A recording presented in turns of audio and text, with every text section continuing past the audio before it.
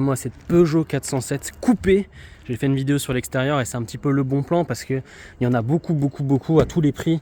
Et en gros à 5000 balles vous avez déjà un truc un peu sympa. Et j'avais envie de faire une vidéo sur l'intérieur. Première chose, je ne sais pas ce que c'est que ça. C'est une voiture qui a un pilier B. Certes c'est son montant, mais il y a des espèces de renforts qui rentrent comme ça dans la porte.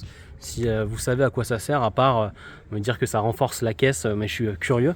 Les sièges étaient vraiment costauds, tout en cuir. On a une version quasi toute option à part le toit ouvrant. Et ça a plutôt bien vieilli.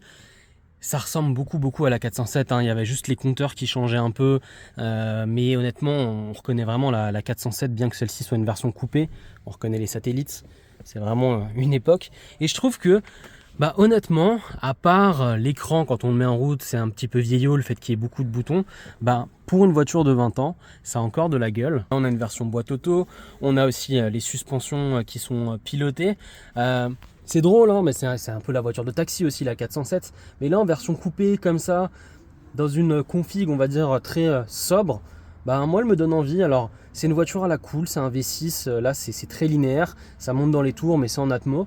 Mais j'ai toujours beaucoup aimé, mais le fait de le voir aussi avec des yeux d'adulte, bah, je l'aime encore plus. Dites-moi ce que vous en pensez en commentaire.